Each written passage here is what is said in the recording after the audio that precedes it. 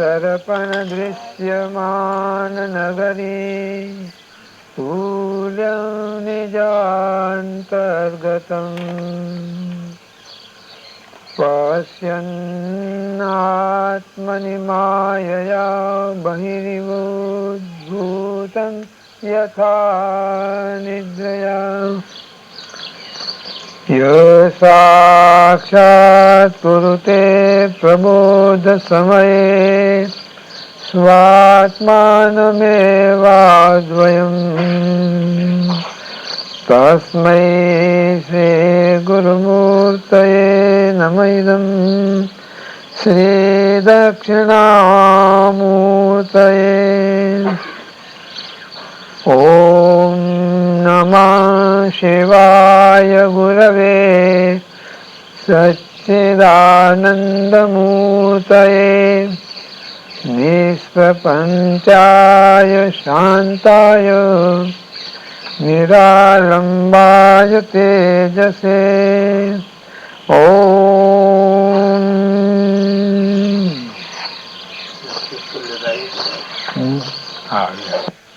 Stop છે. સિદ્ધાંત મુક્તાવલીમાં આત્મા ઉપાદેય છે, અનુપાદેય નથી એ વાત કાલે આપણે જોઈ ગયા છીએ. હવે આજે કે છે આત્મા જ પરમ પુરુષાર્થ છે તથા સુખ અને દુઃખાભાવ પણ રૂપ પણ છે. સુખરૂપ પણ આત્મા છે અને દુઃખાભાવ રૂપ પણ આત્મા છે અને આત્મા એ જ પરમ પુરુષાર્થ છે. બાકી બધા જે પુરુષાર્થ છે ને એ ગૌણ છે. મુખ્ય પુરુષાર્થ છે આત્મા. આત્મ સ્વરૂપને સમજવું એ મુખ્ય પુરુષાર્થ છે. ત્યારે અહીં કહ્યું છે ને લે છે પૂર્વ પક્ષી ભાવરૂપ આત્મામાં દુઃખાભાવ રૂપત્વની ઉપપત્તિ. આત્મા પોતે ભાવરૂપ છે અને દુઃખ અભાવરૂપ છે. તો કદાચ ભાવ અને અભાવ એ બેનો મેળ પડે નહીં, પણ દુઃખનો ભાવ નથી, દુઃખનો અભાવ છે અને આત્માનો ભાવ છે. પરિસ્થિતિ એ છે કે આત્મામાં દુઃખ અધ્યસ્ત છે. અંતઃકરણ જો અધ્યસ્ત છે તો અંતઃકરણના ગુણધર્મો પણ અધ્યસ્ત જ હોય ને, તો દુઃખા ભાવ પણ અધ્યસ્ત છે. અધ્યસ્ત છે એટલે અભાવનો જે અભાવ ન હોય તેનો સત થઈ જાય, ભાવ થઈ જાય. એટલે જેનો નિષેધ કરવામાં આવે છે તે તો ભાવરૂપ હોય છે. જેમ કે દોરડીમાં સાપ સાચો નથી તો એને તમે નિવૃત્ત કરો તો દોરડું રે. સાપનો નિષેધ એનું નામ દોરડું અને દોરડાનું અજ્ઞાન એનું નામ સાપ. એટલે આત્મા ભાવરૂપ છે તો દુઃખાભાવ પણ ભાવરૂપ થાય છે. દુઃખનો અભાવ એટલે સુખ એ પણ ભાવરૂપ થાય છે, આત્મરૂપ થાય છે. એ વાત આમાં કેવી છે એ પૂર્વ પક્ષી કહે છે ભાવરૂપ આત્માને દુઃખાભાવ રૂપ માનવો એ યુક્તિ વિરુદ્ધ છે. આ વાત એને કરી. સિદ્ધાંતિ કહે છે એ દોષ તો ત્યારે આવે કે જ્યારે દુઃખ આત્મામાં પરમાર્થથી હોય. સાવ સાચે સાચું દુઃખ જો હોય પારમાર્થિક પોઈન્ટ ઉપરથી તો એ બની શકે, પણ એવું તો છે નહીં. કેમ કે અજ્ઞાન રૂપી સર્પની ફણોથી, બહુ સરસ વાક્ય છે, અજ્ઞાન રૂપી સર્પ છે એની ફણોથી ઉત્પન્ન થયેલ દેહાદિ અભિમાન રૂપી ઝેરી દાઢના અગ્રભાગમાં રહેલા રાગાદિ રૂપી હળાહળ ઝેરની જ્વાળાથી જેની આત્મદ્રષ્ટિ પ્રતિબદ્ધ થઈ ગઈ છે. કહેવાનું કહી દીધું બધું જ ભાઈ, કઈ બાકી છોડ્યું નથી. એને કે છે એક તો અજ્ઞાન છે એ સાપ છે મોટો, એની મોટી ફણા. એ ફણાથી શું ઉત્પન્ન થાય તો કે દેહાદિ અભિમાન રૂપી જે દાઢ એની અંદર રહેલી છે એ દાઢના અગ્ર ભાગમાં રહેલા રાગ આદિ રૂપ, રાગ દ્વેષ આદિ રૂપ હળહળ ઝેરની જ્વાળા, આટલું કીધું. એટલે શું, જેમ ઘોઘા બાપજી હોય છે ને એ આમ સ્વભાવથી જ ઉગ્ર હોય છે, એટલે એ સહન નથી કરી શકતો, ડંખ મારીને રહે નહીં. એમ આ અજ્ઞાન રૂપી એક નાગ એની દાઢમાં રહેલું છે આ અભિમાન રૂપી ઝેર. અભિમાન ન હોય તો આ મુશ્કેલી ઉભી ન થાય, પણ એ અજ્ઞાન છે એટલે અભિમાન તો પહેરવાનું જ. અહીં જે પણ ઝેરી છે એના અગ્રભાગમાં રાગાદી રૂપ જે હળાળ વિષ છે, પેલું દાઢના અગ્રભાગમાં આ ઝેર રહે છે, ઝેરી દાઢ રહે છે, અને એના અગ્રભાગમાં આગળ રહેલા છે રાગાદી રૂપ હળહાળ વિષ. હા, એ જ્વાળાથી એટલી બધી જ્વાળા ઉગ્ર છે કે આત્મદ્રષ્ટિ પ્રતિબદ્ધ થઈ જાય છે. પછી હું સાચા અર્થમાં કોણ છું એ એને ખબર નથી પડતી. પછી પોતે દેહ ભાવમાં આવી જાય અહંકાર પૂર્વક, અને પછી હું ને તું ને હું એ ખટમ ખટ્ટા આવી જાય બરાબર. તો એ સ્થિતિ કે જે આત્માને ઢાંકી દે છે. એટલે માણસને અહંકાર ના આવવો જોઈએ, અહંકાર ના આવવો જોઈએ. પણ જાતા જાય અહંકાર, કારણ કે રૂઢ કર્યો છે ને તો હું છું બરાબર. આમ તો જો કે અહંકાર તો છેલ્લી ઘડી સુધી રે, જીવનની છેલ્લી ઘડી સુધી રે રહેવો જોઈએ. અથવા સાક્ષાત્કારની 7મી ભૂમિકા સુધી રહે, ત્યાં સુધી જાય જ નહીં. અખનાજી કહેતો હતો, શું કામ? તો જ્યાં સુધી જીવન છે ત્યાં સુધી અહંકાર રહેવાનો. અહંકાર જેથી ગયો 7મી ભૂમિકામાં અહંકાર બિલકુલ જાય એટલે સહી જાય. શરીરને ટકાવવા માટે પણ અહંકાર રાખવો પડે. જો જોવો ભાઈ હાવ સાચું ના માની જતા ભાઈ, હા તો વાત કરું છું. નહીં તો સ્વામીએ કીધું તો અહંકાર રાખવો એટલે કરવા માંડી પડશે બધા. એમ નહીં, આ એનો અર્થ છે કે અહીંયા જે અહંકાર જે જીવનના માટે અહંકાર રાખવો જોઈએ, તો અહંકારના 3 પ્રકાર છે: સાત્વિક, રાજસ અને તામસ. તામસ અહંકાર નુકસાન કરે છે, એ બરોબર નથી. રજોગુણી એ પણ બરોબર નથી. ફક્ત સત્વગુણી અહંકાર છે ને એ બંધન કરતા તો ખરો. તો રહ્યું શું, તો કે અત્યંત સૂક્ષ્મ અસ્મિતા જેને કહે છે, એ અસ્મિતા રૂપી સૂક્ષ્મ નહીં જેવો એવો જે અહમ આ શરીર સાથે અનુસંધાનમાં આવે ત્યારે આ શરીર ટકી શકે. આવો ભાવ આની પાછળથી નીકળે છે. એ પણ બાધિત, તત્વજ્ઞાનને બાધિત થઈ જાય. એટલે બાધિત અહમ આ જાતનો સૂક્ષ્મ પણ એની અંદર રહે છે, અને એને આધારે આ શરીર ટકતું હોય છે. ઠીક છે. તે પુરુષ સૂર્યમાં અંધકારની પેઠે દુઃખ રહિત આત્મામાં રૌરવાદી અનેક નરક સમૂહથી ઉત્પન્ન થયેલા દુઃખ સમૂહનું આરોપણ કરે છે. આવો જે પુરુષ છે જેની આત્મદ્રષ્ટિ પ્રતિબદ્ધ થઈ ગઈ છે, તે તો જેમ સૂર્યમાં અંધકારું જેમ અંધારું દેખાય છે, એની દુઃખ રહિત આત્મામાં આ નરક આદિની દુઃખની કલ્પના એટલે આરોપણ કરીને દે છે. અર્થાત આત્મામાં અજ્ઞાન કલ્પિત દુઃખાદી છે, વાસ્તવમાં નથી. આ એક જ વાક્ય મારે 4 લીટીનું કેવું હતું, પેલું સમજાય એની પાછળ કે આ કેવી રીતનું હોય છે. જે એ દ્રષ્ટાંત આપીને કીધું ને એટલે માણસને ખ્યાલ આવે. જયારે દુઃખાદી આરોપિત છે તો આરોપિત નો અભાવ અધિષ્ઠાન થી ભિન્ન હોતો નથી. અધિષ્ઠાનમાં જે આરોપ થયો હોય એ આરોપ વાસ્તવમાં વસ્તુ હોતો નથી. હા, એનો જયારે અભાવ થાય ને તો એ અભાવ છે અધિષ્ઠાનથી જુદો હોય નહીં. કેમ કે અધિષ્ઠાનમાં આરોપિત વસ્તુ અભેદ રૂપથી રહે છે. દોયડાનો હાપ દોયડાને છોડીને ક્યાંય રહે નહીં, એ હગે વાલે જાય નહીં, એમને દોયડાની સાથે જ રહેલો હોય. શું હા, તો દોયડું જ હોય. શું પણ એમાં આ હાપ કલ્પાયેલો હોય એટલે દોયડાની સાથે જોડાયેલો હોય એવું લાગે, પણ દોયડું જડે એટલે હાપ જતો રહે. ભેદરૂપથી તેની અસદરૂપતા છે. અધિષ્ઠાનમાં આરોપિત વસ્તુ અભેદ રૂપથી રહે છે અને ભેદ રૂપથી તેની અસત રૂપતા રહે છે. નથી એ ભેદ રૂપથી રહે છે. હાપ નથી, દોરડું છે તો દોરડાથી એ ભિન્ન થઈ જાય.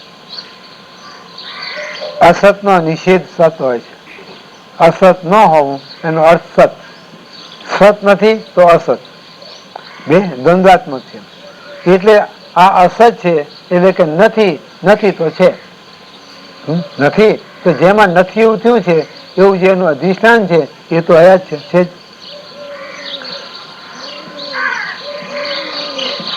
અને અસતનો અભાવ સત હોય છે.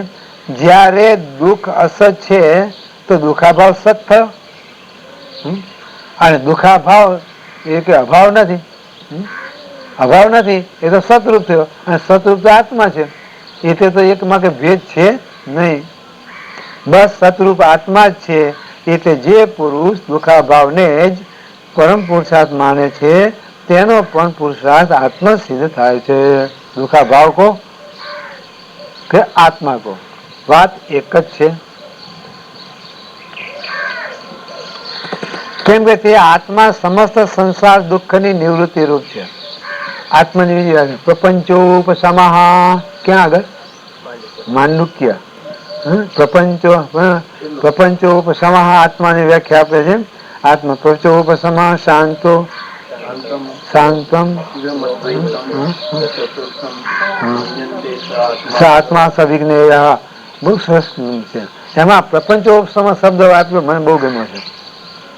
પ્રપંચોપશમ આત્માની જો વાત કરવી હોય તો પ્રપંચોપશમ થાય, ના થાય તો કલ્પના કરીને બેહાડી દેવો પડે તો આત્માની સ્થિતિ આવે, નહીં તો ન આવે. એટલે પ્રપંચોપશમ ભલે દેખાય, વ્યવહાર થાય, બધું થાય, આમાંથી નીકળી ગયો હોય. ત્રણ કામ હે રામ કુછ હોય નહીં, તીન કામ હે નહીં, શું એ આવે. એટલે કેમ હસવાનું? હા, દેખાય જ્ઞાન થાય એટલે અંધાપો આવે. ઠીક, ભેગા ભેગી વાતે ઉતારે.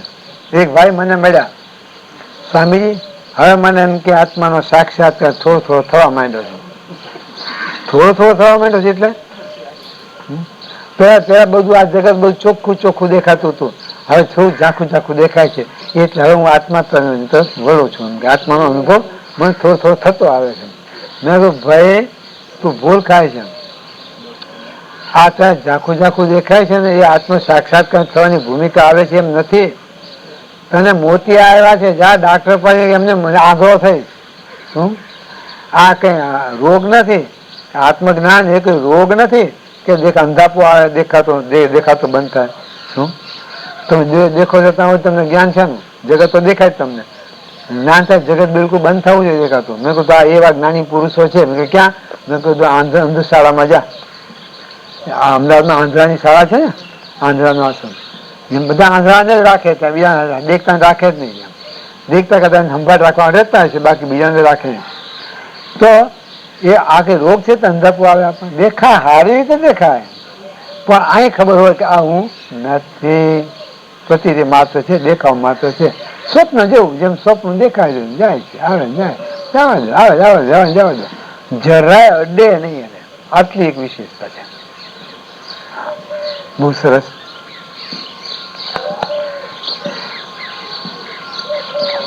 હા, જયારે દુઃખ અસત છે તો દુઃખાભાવ સત થયો, અને એ જ પરમ પુરુષાર્થ માને છે જેને દુઃખાભાવને જ, એ પણ પુરુષાર્થ આત્મા જ સિદ્ધ થાય છે. કેમ કે તે આત્મા સમસ્ત સંસાર દુઃખની નિવૃત્તિ રૂપ છે. એટલે પ્રપંચોપશમ સંસારના સઘળા દુઃખની નિવૃત્તિ રૂપ, એટલે પ્રપંચનો ઉપશમ થઈ જવો, તે સંપૂર્ણ સંસારની ઉપશમતા, નિવૃત્તિ, દુઃખ નિવૃત્તિ. અને એટલા માટે યોગાથી ઉપશમ પ્રકરણ મૂક્યું છે. ઉપશમ શાંત થઈ જવું, અને શાંત ન થતા સુધી એને ચેન ન પડે. શાંત થયો એટલે શાંતિ મળી જાય. જે શાંતિ એને જોઈ છે એ શાંતિ એને શાંત થઈ જવાથી મળે. એટલે એને ઉપશમ થઈ જાય ને એટલે શાંતિ. શંકા અસાધ્ય હોવાથી આત્મા અપુરુષાર્થિત થઈ જશે, અપુરુષાર્થ થઈ જશે. આત્મા પુરુષાર્થ છે કે અપુરુષાર્થ? આ કે છે અસાધ્ય છે. આત્મા આત્મા આત્મા સાધ્ય છે ના, એટલા કે છે ઉપયોગ કરી લે છે તો અસાધ્ય છે, માટે એ અપુરુષાર્થ થશે. એના માટે શું પુરુષાર્થ કરવો? સાધ્ય જ નથી તો ગમે એટલી કડાકૂટ કરો પણ મટે એમ હોય જ નહીં દર્દ, તો પછી એને શું કરવું નકામું? અસાધ્ય દર્દો નથી થતા, એ અસાધ્ય હોય દર્દ એને ગમે એટલા ઉપચારો કરો તો મળે, એમાં કે હરખું થાય એવું ન હોય. એના કરતા ભગવાન નામ નથી હોતા હોતા એમ જ કે પછી અસાધ્ય દર્દ. એમ આત્મા અસાધ્ય દર્દ છે, અસાધ્ય છે ખરું, એમાં બે મત નથી. આત્મા અસાધ્ય છે કારણ શું કે કોઈનો વિષય નથી. આત્મા અસંગ હોવાથી કોઈનો પણ વિષય નથી. બીજું અખંડ હોવાથી એને કોઈ પહોંચી શકે એમ નથી. એટલે પણ આત્મા અસાધ્ય છે, એટલે કોઈ પણ પ્રમાણનો વિષય છે નહીં. કોઈ પણ સાધના દ્વારા આત્મા સાધ્ય થઈ શકે એમ નથી. સમાધાન અપુરુષાર્થ થઈ જશે એમ કહ્યું તો કે નહીં થાય અપુરુષાર્થ, કારણ કે પુરુષાર્થની સાધ્યતાનું પહેલા જ ખંડન થઈ ગયું છે. આ આત્માની પુરુષાર્થ રૂપતાનું ખંડન તો પહેલા જ કરી દીધું છે, કારણ કે આત્મા પુરુષાર્થથી સિદ્ધ નથી, ક્રિયાથી સાધ્ય નથી, અન્ય કોઈ સાધનથી આત્મા સાધ્ય નથી. કારણ કે જે કંઈ બધા સાધનો છે, જે કંઈ બધા ઓજારો છે, એ બધા જ આ આત્માથી સાધ્ય થઈ શકે છે, સિદ્ધ થઈ શકે છે. એનાથી આત્મા કદી સાધ્ય થઈ શકે નહીં. તો પૂર્વ પક્ષી કહે છે જયારે આત્મા રૂપ દુખાભાવ સ્વતઃ સિદ્ધ છે, આત્મા રૂપ દુખાભાવ, દુઃખનો અભાવ આત્મરૂપ છે, સ્વતઃ સિદ્ધ છે, તો પછી તેને ઉદ્દેશીને મુમુક્ષુઓની પ્રવૃત્તિ થવી જોઈએ નહીં. આત્મા સ્વતઃ સિદ્ધ છે, પ્રાપ્ત છે, તો પ્રાપ્તને મેળવવા માટે તમે પુરુષાર્થ કરશો? નહીં કરો. કોઈ યત્નની જરૂર નથી. કેમ? તો મળેલું છે, મારા ગજવાની વાત છે. એટલે મુમુક્ષુએ આ પ્રવૃત્તિ કરવી જોઈએ નહીં. હા, વ્યવહારની પ્રવૃત્તિ કરતા રહે, બરાબર કરતા રહે, પણ આત્મા માટેની પ્રવૃત્તિ કરવી જોઈએ નહીં, એમ પૂર્વ પક્ષી કહે છે. સિદ્ધાંતિ કહે છે નહીં, બ્રહ્મ સાક્ષાત્કાર થયા પછી પ્રવૃત્તિ ન થવી ઈષ્ટ છે. સાક્ષાત્કાર થઈ ગયા પછી બ્રહ્માકાર વૃત્તિ કરવી કે ન કરવી કે જે પુરુષાર્થ માગે છે એ પુરુષાર્થની કોઈ જરૂર રહેતી નથી. કારણ શું કે અજ્ઞાન તો એક વખત પુરુષાર્થ કર્યો અને પુરુષાર્થના પરિણામે અજ્ઞાન તો ગયું, અને ગયેલું અજ્ઞાન ફરીથી કોઈ દિવસ આવતું નથી. તો મદ્રાસ ગયા છે, મદ્રાસ તેની ભાષા તમને આવડે છે? નથી આવડતી. એટલે એ ભાષાનું અજ્ઞાન છે ને તમને. હવે એમ શું ખેતી છોડી અને તમને કોઈ તમારો મિત્ર મદ્રાસ લઈ જાય અને એના ધંધામાં તમને લગાવે, દુકાનમાં મજા, તો ધીરે ધીરે તમને ભાષા આવડી જાય કે નહીં? આવડે? બરોબર આવડી જાય. કારણ કે આપણા ઘણા છે ત્યાં, અને એ બધા કર બોલે છે બધા. વન્ના રન્ના મન્ના નાલા આંચી આવું બધું બોલે. તે તમે ભાષાનું અજ્ઞાન હતું તમને તો જતું રહ્યું. હવે મારે તમને કેવું છે કે તમે અજ્ઞાનની જે ભાષા છે મદ્રાસી તામિલ ભાષા, એનું અજ્ઞાન લાવવાના મારે જોવું છે. તો મારે જોઈએ છીએ, લાવો. કોઈ દિવસ નહીં આવે, બીજું ના આવે. એક વસ્તુ એકવાર જાણી, અજ્ઞાન ગયું, ફરીથી અજ્ઞાન આવે નહીં. કલ્પના કરી લો એક વખતને માટે કે અજ્ઞાન આવે તો વાંધો આવે કઈ? અજ્ઞાન પાછું આવ્યું, લો તો તમને શું વાંધો આવે? બીજો એમ આવ્યું તમે બીજી વાર કાઢજો એને. તો કે ના, પણ કારણ આવે તો શું થાય? મોટો દોષ આવે. કયો દોષ આવે? અજ્ઞાન સાદી થઈ જાય. અજ્ઞાન અનાદિ છે, એટલે એકવાર શાંત થયા પછી ફરીથી આવી શકે નહીં, કારણ કે એની ઉત્પત્તિ હોઈ શકે નહીં. અને ફરીથી આવે તો એની ઉત્પત્તિ કહેવાય, તો એ સાદી થઈ જાય. એ સાદી કહેવાય એટલે આદિવાળી, શરૂઆત વાળી. તો શરૂઆત જો થતી હોય ને તો એનું કારણ બતાવવું પડે કે અજ્ઞાન કોણે કર્યું, શેમાંથી થયું. ઉત્પત્તિ તો જ થાય ને. એ તો કોઈ જડતું નથી. એટલે અજ્ઞાન હંમેશા અનાદિ છે. એક વખત અજ્ઞાન ગયા પછી લાવવું હોય તો પાછું આવી શકતું નથી. એ વાત એ છે કે બ્રહ્મ સાક્ષાત્કાર થયા પછી તો અજ્ઞાન જેવું કઈ રહેતું નથી. એટલે એના માટે કોઈ પ્રવૃત્તિ ન થાય એ તો ઈષ્ટ છે, અમે માનીએ છીએ.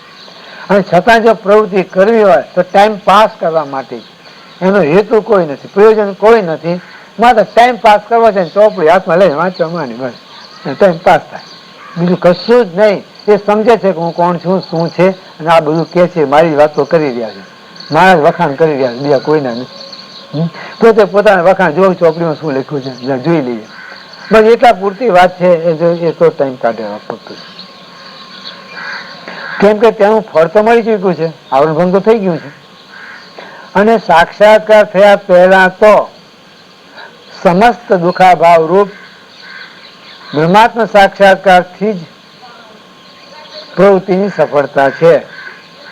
સાક્ષાત્કાર થયા પહેલા તો આ સગુણ જે દુઃખનો અભાવ રૂપ છે તે બ્રહ્માત્મ સાક્ષાત્કારથી જ પ્રવૃત્તિની સફળતા છે. બ્રહ્માત્મ સાક્ષાત્કાર એને થાય અજ્ઞાનીને, સાક્ષાત્કાર થયા પહેલાના લોકોને, આ તો એની સફળતા માત્ર બ્રહ્મ સાક્ષાત્કારથી છે. એ સિવાય કોઈ એને સફળતા મળતી નથી. એટલે એ જે જિજ્ઞાસુ છે, જેને હજી સાક્ષાત્કાર થયો નથી, એને તો આ પ્રવૃત્તિ કરવી પડે. અને તે પણ બ્રહ્માકાર વૃત્તિ થાય એ રીતે એને સહયોગ લેવો જોઈએ, અને એ રીતે કરે તો બ્રહ્મ સાક્ષાત્કાર થઈ જાય છે.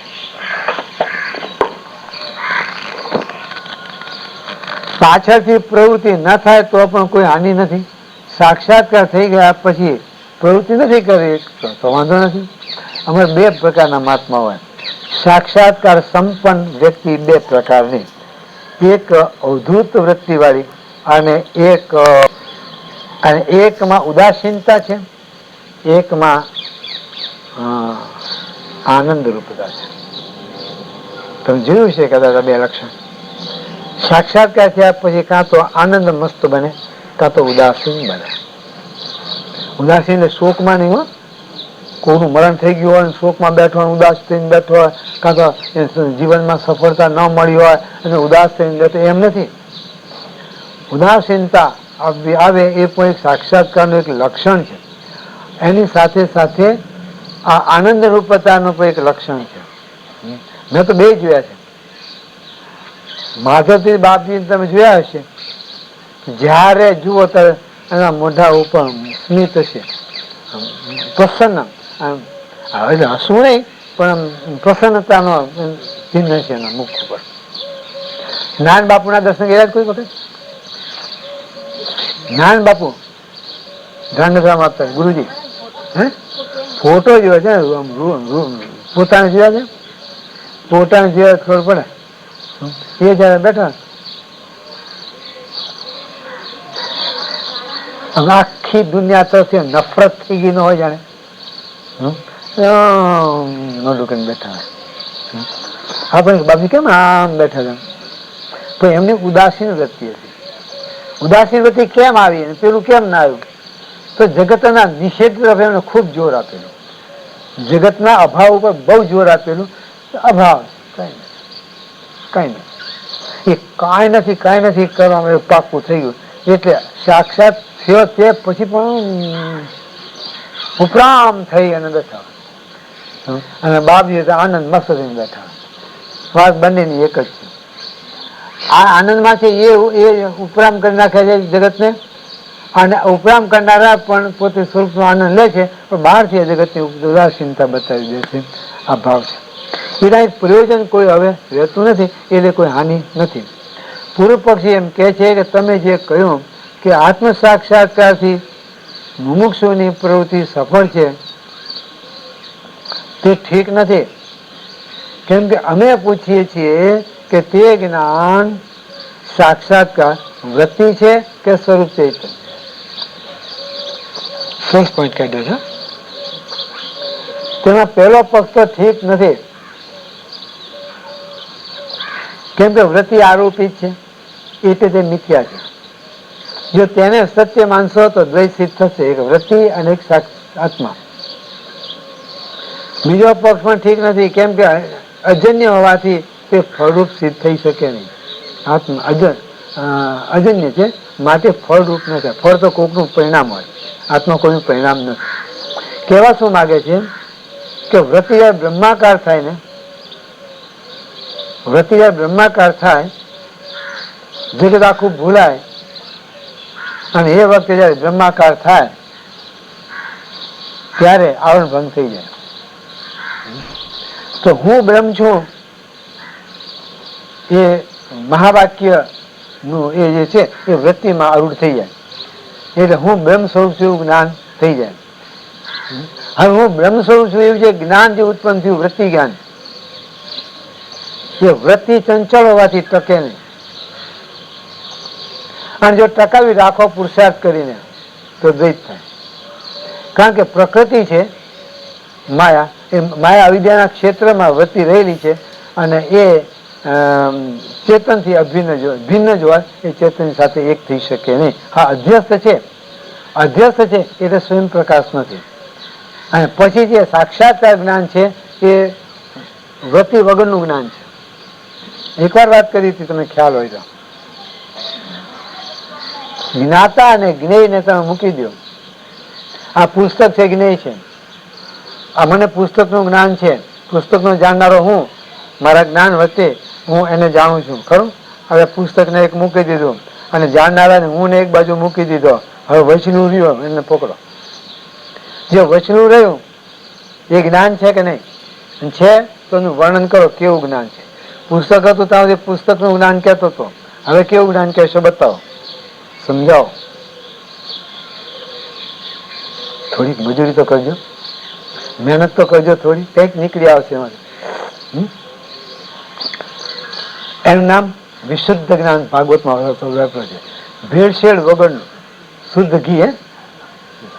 એટલે ભેળસેળ નથી કરેલું કઈ, એવું નિર્ભેળ. એ નિર્ભેળ જે તત્વ જ્ઞાન છે ને, આ એ બાકી અવશેષ રહી જાય. એટલે એક બે કે છે, જો નિર્ભેળ તત્વ જ્ઞાન ની વાત કરો છો કે તમે આ વૃત્તિ જ્ઞાન ની વાત કરો છો, સ્વરૂપ ચૈતન્ય એટલે નિર્ભેળ તત્વ જ્ઞાન. એમાં વાત કરી અને કે પેલા પક્ષમાં તો વૃત્તિ આરોપી છે અને મિથ્યા છે, એટલે એ તો કઈ ચેતન સ્વરૂપ થઈ શકે નહીં.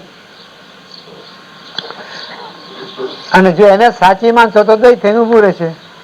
અને બીજા પક્ષમાં પણ કઈ અજન્ય છે, એટલે આત્મા ફળ નથી. એટલે સાક્ષાત સ્વરૂપ સાક્ષાત્કાર થયો છે, તો સ્વરૂપ તો અજન્ય છે ને, એ અજન્ય એટલે એનું તો ઉત્પત્તિ છે નહીં. ઉત્પત્તિ નથી તો ફળ રૂપ કેમ થાય? ફળ તો એને કહેવાય કે ઝાડને ઉત્પન્ન થાય ત્યાં ફળ મોટું થાય, પાકે અને ફળ મળે, એની તો ઉત્પત્તિ છે ભાઈ. અને અહીંયા ઉત્પત્તિનો કોઈ ચાન્સ નથી. સિદ્ધાંતિ કહે છે આ તમારું કહેવું યોગ્ય નથી.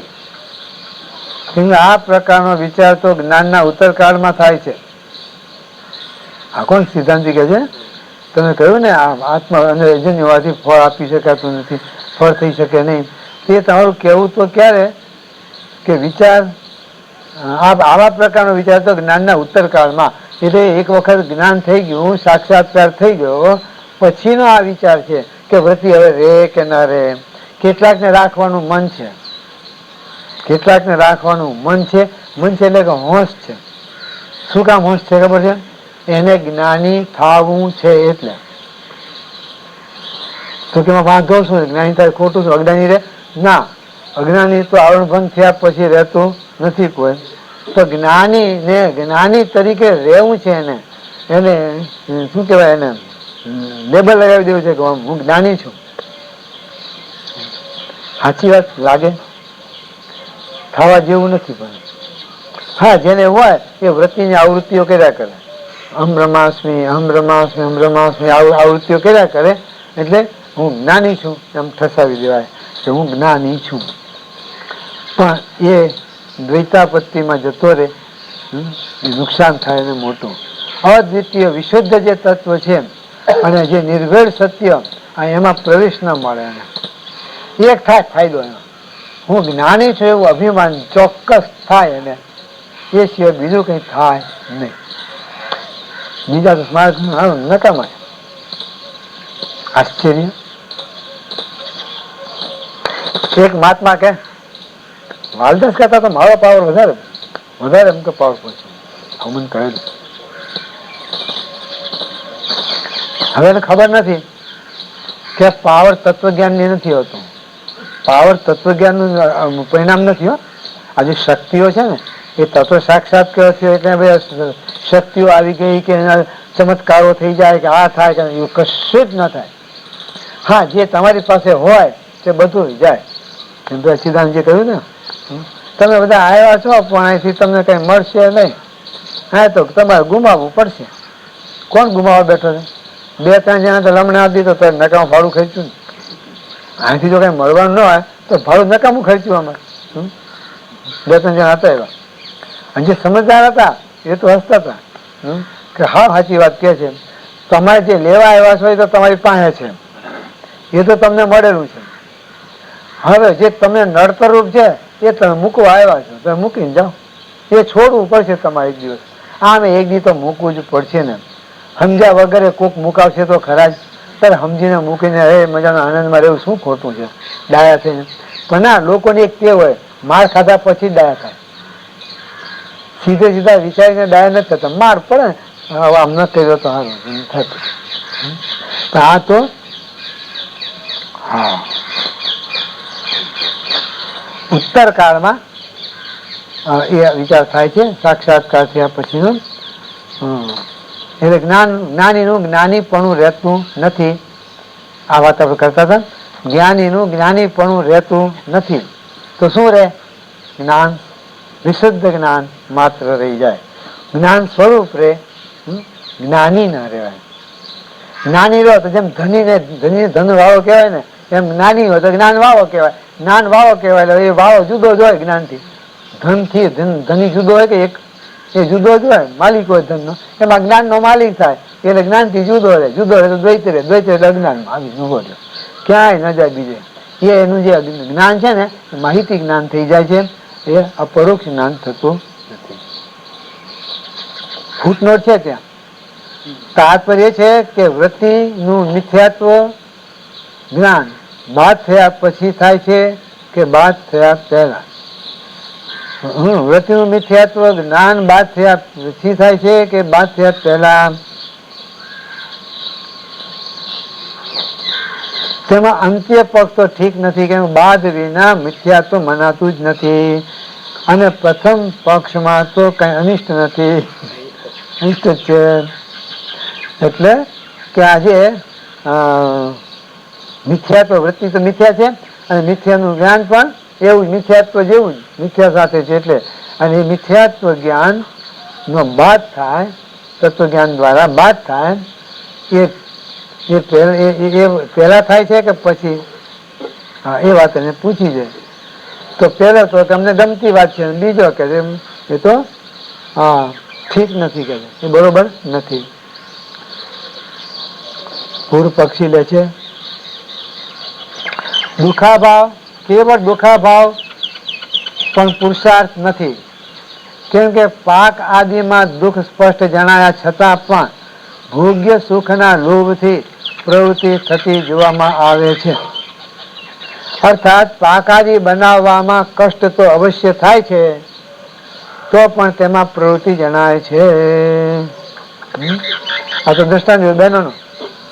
આ કે દુઃખા ભાવમાં પુરુષાર્થ નથી એમ કે છે. કેવળ દુઃખા ભાવમાં નથી. કારણ કે પાકાદીમાં દુઃખ સ્પષ્ટ જણાય છે, અને દુઃખ જણાય છે તો એનો અભાવ તો કોઈ કરતું જ નથી. રસી બંધ કરી દે. ઘણો ધુમાડો આંખમાં જતો હોય, આંખમાં પાણી આવતા હોય, તાપ લાગતો હોય, ગરમી પછી રેડઝેડ થતા હોય, બધી અગવડો હોય, અને છતાં ક્યારે મૂકી દેતા નથી. દુઃખ સ્પષ્ટ જણાય છતાં પણ એ ભોગ્ય સુખના એટલે ભોજન નિવૃત્તિ, ભૂખની નિવૃત્તિ માટેના લોભથી પ્રવૃત્તિ થતી જોવામાં આવે છે. અર્થાત પાકાદી બનાવવામાં કષ્ટ તો અવશ્ય થાય છે. દૂધ પાક બનાવવો હોય તો હલાય કરીને બેવું પડે એમાં, ત્યાં આગળ તાપમાં, ભલે ઉનાળો હોય તો શું, તો પણ એમાં પ્રવૃત્તિ તો જાય છે. સિદ્ધાંત કે એ પણ ઠીક નથી. અમે પૂછીએ છીએ કે શું દુઃખાભાવ પુરુષાર્થ થઈ શકતો નથી?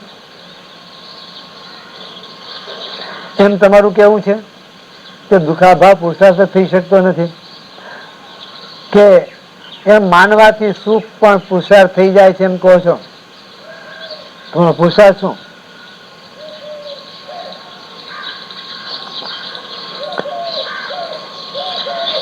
એમાં પહેલો પક્ષ તો ઠીક નથી. કેમ કે દુઃખા ભાવને ઉદ્દેશીને શિષ્ટોની પ્રવૃત્તિ દેખાય છે. દુઃખા ભાવ, દુઃખને અભાવને જોઈને જ, એને ઉદ્દેશીને જ આ શિષ્ટોની પ્રવૃત્તિ થાય. એટલે સજ્જન પુરુષો છે એ દુઃખના અભાવનું લક્ષ્ય કરી અને એમાં પ્રવૃત્ત થાય છે. તેથી તે પણ પુરુષાર્થ જ છે. જો બીજો પક્ષ કહો તો આત્મા પરમાનંદ સ્વરૂપ છે એટલે સુખ પણ વિદ્યમાન છે, તે પણ પુરુષાર્થ થયો. આત્મા પરમ આનંદ સ્વરૂપ છે, એને એ આનંદ સ્વરૂપને સમજવા માટે, પ્રાપ્ત કરવા માટે હંમેશા પુરુષાર્થ રહ્યો છે. તેથી સર્વથા આત્મા જ પુરુષાર્થ છે અને આત્માને સુખરૂપ માની લેવામાં કઈ વિરોધ પણ આવતો નથી. અહીં સુખરૂપ એટલે આનંદ સ્વરૂપ શબ્દ વાપરજો, એટલે દ્વંદાત્મક સુખની વાત નથી. દ્વંદાત્મક અંતઃકરણની વૃત્તિ રૂપ છે અને એટલે એ ઉપાધિ વાળું હોવાથી આત્મ સ્વરૂપ હોઈ શકે નહીં. એટલે સુખ અને દુઃખના જે પ્રકાશક જે ચેતન છે એ આનંદ રૂપ છે એમ કેવું.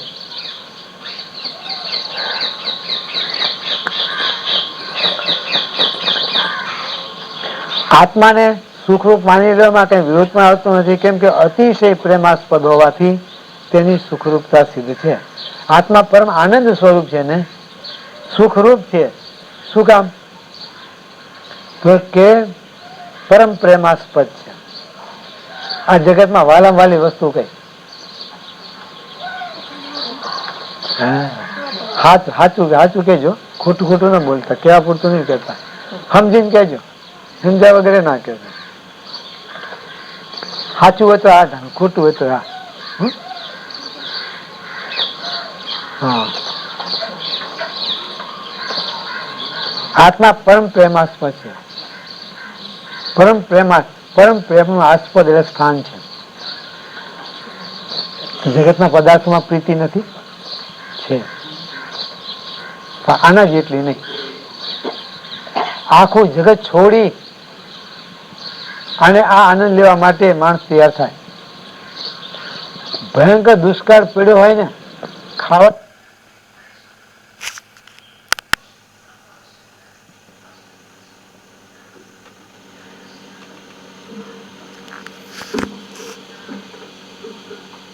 આત્મા અનુપાદેય છે એમ વાત કરી હતી. પૂર્વ પક્ષીયનો જવાબ આપી રહ્યા છે મજાના કાયિકા લોકો દ્વારા કે આવો આત્મા તમને અનુપાદેય કેમ છે?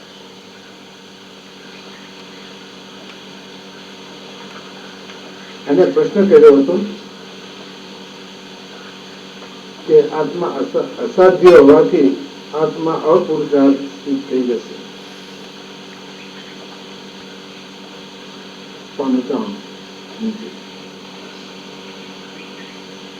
અસાધ્ય હોવાથી આત્મા અપુરુષાર્થ થઈ જશે. તો સમાધાન એમ કહ્યું હતું કે ના, પુરુષાર્થની સાધ્યતાનું પહેલા જ ખંડન થઈ ગયું.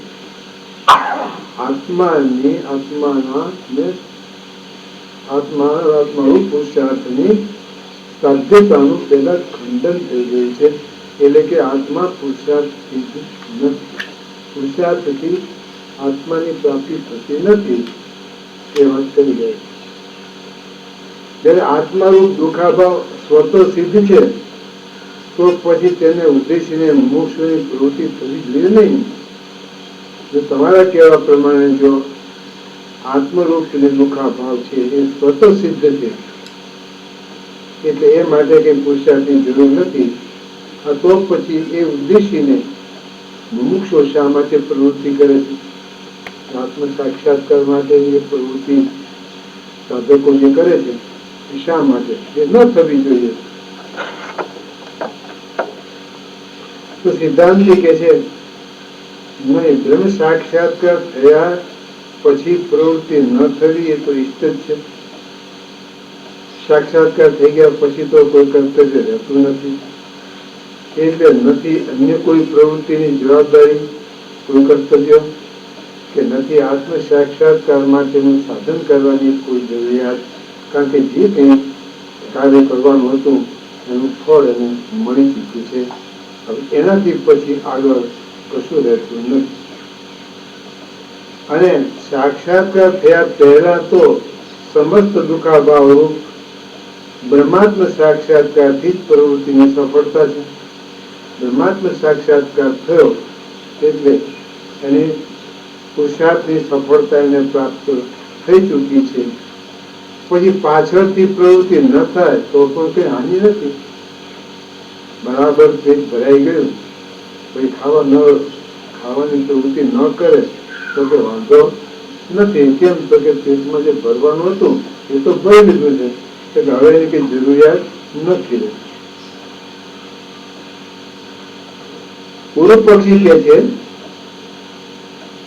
તમે જે કહ્યું કે આત્મ સાક્ષાત્કારથી મુમુક્ષુની પ્રવૃત્તિ સફળ છે તો એ ઠીક નથી. કેમ કે અમે પૂછીએ છીએ કે જ્ઞાન સાક્ષાત્કાર વૃત્તિ છે કે સ્વરૂપ ચૈતન્ય છે? જ્ઞાન એટલે સાક્ષાત્કાર કે વૃત્તિ છે કે સ્વરૂપ ચૈતન્ય છે?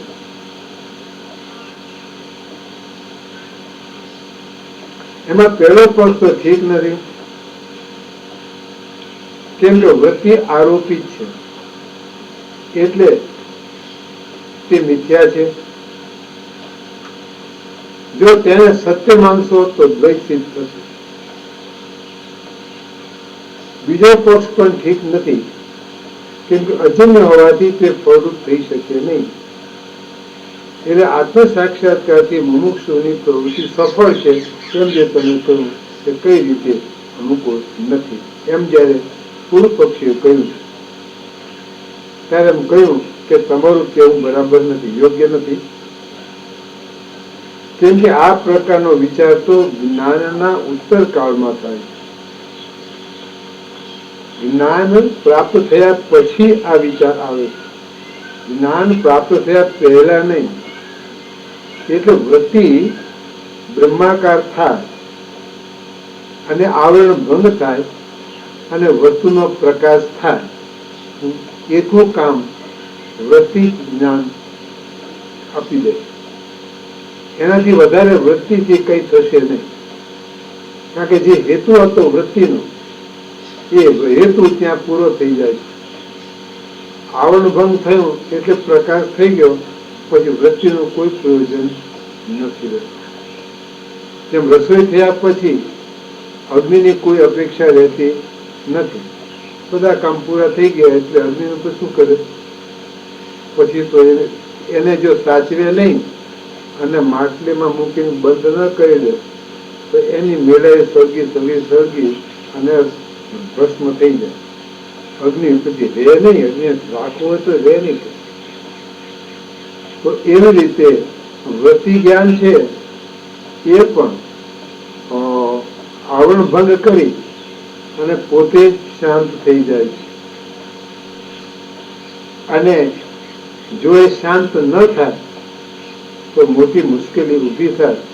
અને તે એ કે એક તો પરમાત્મા સત્યતા, સત્ય બુદ્ધિ, પરમાત્માનું સત્ય સ્વરૂપ ચૈતન્ય એક, અને બીજી આ વૃત્તિ, બંને જો વાસ્તવિક રહેતા હોય તો દ્વૈતાપત્તિ એટલે દ્વૈત રૂપ પ્રકૃતિ થાય. બીજી એક મજાની વાત છે કે જો વૃત્તિ જ્ઞાન ને જો સાચવી રાખે તો એક મુશ્કેલી બીજી આવે. સાધકને એક લાભ મળે કે હું જ્ઞાની છું એમ કહેવા થાય ખરું, કારણ કે જ્ઞાન વૃત્તિ જ્ઞાન છે અને વૃત્તિ જ્ઞાન મને પ્રાપ્ત થયું છે એટલે હું જ્ઞાની છું. જેમ હું ધની છું એમ કે ને, એટલે ધન વાળો છું એમ હું જ્ઞાન વાળો છું. જયારે જ્ઞાન વાળો છું એમ જે કહેવામાં આવે ત્યારે મુશ્કેલી દ્વૈતની ઉભી રહે. એક તો હું પોતે અને બીજું જ્ઞાન વાળો. એક તો જ્ઞાન અને જ્ઞાન વાળો બે અલગ રહે છે. એટલા માટે આ દ્વૈતાપત્તિ પ્રાપ્ત થાય છે. અને એ વસ્તુ સ્થિતિ ના આવે એટલા માટે વૃત્તિનો તરત જ બાદ થાય છે. જે વખતે આવરણ ભંગ થયું એ જ વખતે એનો પછી બાદ થઈ જાય છે. પછીનો કોઈ પ્રયોજન રહેતું નથી. ઠીક છે, એક મોજને માટે વૃત્તિ બ્રહ્માકાર કરે તો એનું કોઈ પ્રયોજન નથી. અને બીજી વખત વૃત્તિ અખંડાકાર થાય તો અજ્ઞાન તો છે નહીં, પછી એ રજાડે કેમ, એ નાશ કેનો કરે? એટલે પણ અહીંયા વૃત્તિની ઉપયોગિતા પછી રહેતી નથી હોતી. એટલે શું રે? પછી સ્વરૂપ ચૈતન્ય માત્ર રે. સ્વરૂપ છે કે વૃત્તિની ઉપાધિ વાળું નથી, એટલે પોતે સ્વતઃ શુદ્ધ સ્વરૂપ પોતે જ અવશેષ રહી જાય છે. અને એ જ્ઞાની નથી, એ માત્ર જ્ઞાન છે. વિશુદ્ધ જ્ઞાન જેને કે છે એ જ એક માત્ર વસ્તુ સ્વરૂપ રહે છે. આ સમાધિ વાત બહુ સરસ વસ્તુ છે. એને પૂર્વ પક્ષમાં લઈ અને વાત કરે છે કે તો પછી પેલી પ્રવૃત્તિની શી જરૂર છે એમ જે કે છે, તો કે નહીં, એ પ્રવૃત્તિની તો જરૂર છે. કારણ કે એ સાધન કાળ સાક્ષાત્કાર થયા પહેલા તો એની જરૂર છે, ને પછી કરે તો ભલે, ન કરે વૃત્તિ હોય તો ભલે, ના હોય એને ઠેક પડે તે કરે, એની સાથે કોઈ અને સંબંધ રહેતો નથી. ભલે પછી જવાબદારી હોય તો વ્યવહાર કરે, રાજની ગાદી ઉપર બેઠો હોય તો રાજા થઈને હુકમો કરે, ઠીક પડે તેમ કરે, અને અવધૂત થઈને ઊંઘી રહેતો હોય ને આ તોય ભલે. એને જ એક વખત આવરણ ભંગ થયું છે એ ફરીથી કદી આવરણ પાછું આવે એમ નથી. કારણ કે અનાદિ અવિદ્યા અનાદિ છે, અને અનાદિ હોવાથી અજ્ઞાન દૂર થયા પછી ફરીથી આવી શકતું નથી. એટલે મોટો લાભ છે. જયારે અજન્ય હોવાથી થોડું થઈ શકે નહીં, અને વૃત્તિ હોવાથી દ્વૈત રૂપ એ થઈ શકે નહીં, એવો આક્ષેપ જયારે મૂક્યો છે અત્યારે કે છે સિદ્ધાંતિ કે આ તમારું કેવું યોગ્ય નથી. કેમ કે આ પ્રકારનો વિચાર તો જ્ઞાનના ઉત્તર કાળમાં થાય છે. એટલે આ થોડુંક યોગ્ય નથી, અને વૃત્તિ પણ દ્વૈતસિત થઈ જશે એટલે પણ તમને જરૂર નથી, તો એની પ્રવૃત્તિ યોગ્ય નથી, ફળ પણ એનું મળે એ પણ યોગ્ય નથી. આવી જે વાત કરી છે એ તો તમારું કેવું ત્યારે બને કે જ્યારે સાક્ષાત્કાર થઈ ગયો હોય, જ્ઞાન પ્રાપ્ત થઈ ગયું હોય એના ઉત્તર કાળ. એટલે જ્ઞાન થઈ ગયા પછી, સાક્ષાત્કાર થઈ ગયા પછી આ વાત કહેવાય કે વૃત્તિ એ તમારે તો નકામી, અને ફળે નકામું, કારણ કે ફળ બીજું આવવાનું નથી. એ જે ફળ આવવાનું હતું એ તો થઈ ગયું, હવે તો તે આવે એમ છે નહીં. એના ફૂટનોટ છે. તાત્પર્ય એ છે કે વૃત્તિનું મિથ્યાત્વ એટલે મિથ્યાપણું જ્ઞાન બાદ થયા પછી થાય છે કે જ્ઞાન બાદ થયા પહેલા, કે બાદ થયા પહેલા? એટલે વૃત્તિનું મિથ્યાનું જ્ઞાન થયા પછી થાય છે.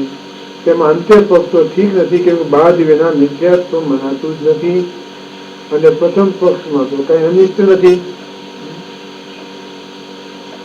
એટલે મિથ્યાત્વ જ્ઞાન વૃત્તિનો બાદ થયા પછી થાય છે કે બાદ પહેલા? તો બાદ પહેલા તો કે થઈ શકે નહીં, અને મિથ્યાત્વ જ્ઞાન થયા એ તો પછી બાદ થયા પછી થાય છે, અને બાદ થયા પહેલા તો હોય નહીં મિથ્યાત્વ. એ તો વાત તો સિદ્ધ જ છે, એમાં કઈ દોષ નથી. પૂર્વ પક્ષી કે છે કેવળ દુઃખાભાવ પણ પુરુષાર્થ નથી. કેમ કે પાકાદિમાં દુઃખ સ્પષ્ટ જણાયા છતાં ભોગ્ય સુખના લોભથી પ્રવૃત્તિ થતી જોવામાં આવે છે. એટલે કે પાકાદી બનાવવામાં કષ્ટ તો અવશ્ય થાય છે, તો પણ તેમાં પ્રવૃત્તિ જણાય છે. તેમ દુઃખનો અભાવ એ પુરુષાર્થ નથી એમ વાક્ય છે. દુઃખ એ પુરુષાર્થ છે, તો કે દુઃખ એ પુરુષાર્થ નથી, પણ દુઃખનો અભાવ પણ પુરુષાર્થ નથી એમ કહી અને દ્રષ્ટાંત આપીને કે છે કે પાક બનાવવો હોય તો એમાં મહેનત પડે, તકલીફ થાય, બધું ખરું, અને છતાં પણ એ પાકનો ભોજન કરવા માટેનો જે સ્વાદ છે, એ સ્વાદનો જે લોભ છે એ લોભની પ્રવૃત્તિ થતી હોવાથી એ લોભને લીધે એ પ્રવૃત્તિ કરે છે પાક બનાવવામાં, અને એ બનાવતું જોવામાં આવે છે. અને તમે કહો છો કે એમાં પ્રવૃત્તિ નથી દુખાભાવમાં, તો એ કેમ બને? સિદ્ધાંતિ કહે છે કે એ પણ ઠીક નથી. અમે પૂછીએ છીએ કે શું દુખાભાવ પુરુષાર્થ જ થઈ શકતો નથી? એમ તમારું કેવું છે કે દુખાભાવ કોઈ પુરુષાર્થ જ નથી? કે એમ માનવાથી સુખ પણ પુરુષાર્થ થઈ જાય છે એમ કહો છો? દુખાભાવ નો પુરુષાર્થ કરશો તો સુખરૂપ થઈ જશે, એ તો સુખરૂપ થઈ જાય માટે કહો છો કે દુખાભાવ એ પુરુષાર્થ જ થઈ શકતો નથી એમ કહો છો? એમાં પહેલો પક્ષ તો ઠીક નથી, કેમ કે દુખાભાવને ઉદ્દેશીને શિષ્ટની પ્રવૃત્તિ દેખાય છે, અને તેથી તે પણ પુરુષાર્થ છે. શિષ્ટ પુરુષ છે ને મહાપુરુષો એ દુખાભાવને ઉદ્દેશીને પણ પ્રવૃત્તિ કરતા દેખાય છે. એટલે દુખાભાવ પુરુષાર્થ નથી એમ નહીં, તો દુખાભાવ પણ પુરુષાર્થ છે. એનો બીજો પક્ષ, તો આત્મા પરમાનંદ સ્વરૂપ છે એટલે સુખ પણ વિદ્યમાન છે. આત્મા પોતે આનંદ સ્વરૂપ છે ને, અને સુખ પણ હંમેશા પણ વિદ્યમાન જ છે. આ તે પણ પુરુષાર્થ થયો. એ દુખાભાવ અને સુખ એ બંને પુરુષાર્થનો વિષય છે, અને એથી જ સર્વથા આત્મા જ પુરુષાર્થ છે, અને આત્માને સુખરૂપ માની લેવામાં કઈ વિરોધ પણ આવતો નથી. આત્મા સુખરૂપ છે એમ કહો, આત્મા પરમ આનંદ સ્વરૂપ છે એમ કહો, એટલે આત્મા જ માત્ર પુરુષાર્થ છે એમ કહેવામાં કોઈ વાંધો આવતો નથી. યાદ રાખજો, સવારે આગળ કહી ગયા છે કે આત્મા અસાધ્ય, આત્મા અસાધ્ય, અને અહીંયા કે છે આત્મા પુરુષાર્થ, આત્મા જ પુરુષાર્થ છે. બેનો થોડોક આમ જરા વિરોધ જેવું લાગશે. આત્મા અપુરુષાર્થ છે એટલે કે અસાધ્ય છે એમ કહેવાની પાછળ એનો આશય છે કે આત્મા સાધન સાધ્ય નથી. કોઈ પણ પ્રકારનું સાધન કરવાથી આત્માની સાધ્યતા સિદ્ધ થતી નથી. કેમ તો કે આત્મા સ્વતઃ સિદ્ધ છે, એ કોઈ સાધનને આધીન થઈ અને સિદ્ધ છે એવું નથી. એટલે આત્માને અસાધ્ય શબ્દનો પ્રયોગ કરી દીધો છે. સાધન સાધ્ય નો હોય અસાધ્ય છે. એટલે અને અહીંયા કે છે કે આત્મા સર્વથા આત્મા જ બાદ પુરુષાર્થ છે, અને આત્માને સુખરૂપ માની લેવામાં કઈ વિરોધ પણ નથી. આત્મા સુખરૂપ છે એટલે સુખરૂપ પુરુષાર્થને પ્રાપ્ત કરવાને માટે, સુખરૂપ આત્માને પ્રાપ્ત કરવાને માટે જે સાધન કરવા ઘટે, યોગ્યતા પ્રાપ્ત કરવાને માટે એ સાધનો અવશ્ય કરવા જોઈએ, એટલે પુરુષાર્થ છે. અને માત્ર જેમ કોઈ પુરુષાર્થ કરે નહીં અને હાથ પગ જાલીને બેસી જ રહે અને કશું કરે નહીં, તો આત્મા જે સ્વતઃ સિદ્ધ છે એનો સાક્ષાત્કાર સંભવી શકે ખરો? તો કે યોગ્યતા જ્યાં સુધી ન આવે ત્યાં સુધી જો આવું કશું ન કરે તો એને કઈ આવરણ ભંગ થાય નહીં અને સાક્ષાત્કાર પણ થાય નહીં. અને સાક્ષાત્કાર થયા પછી એનો તો કોઈ પ્રશ્ન જ નથી રહેતો, કારણ કે સ્વયં સુખ જ છે, સ્વયં આનંદ જ છે, એટલે એને પછી કોઈ પુરુષાર્થની જરૂર રહેતી નથી. પ્રાપ્ત થઈ ગયા પછી, અપ્રાપ્ત હોય તો લેવા જવું પડે, પ્રાપ્ત થઈ ગયા પછી તો કોઈ પુરુષાર્થ થતું નથી અને શક્ય પણ નથી. કેમ કે અતિશય પ્રેમાસ્પદ હોવાથી તેની સુખરૂપતા સિદ્ધ છે. અતિશય પ્રેમાસ્પદ એક જ વસ્તુ છે, અને તે પોતે. પોતાનો આત્મા કહું તો ચાલે, પણ પોતે કેવું વધારે સારું છે. પોતે, હું નહીં પણ પોતે પરમ પ્રેમાસ્પદ છે.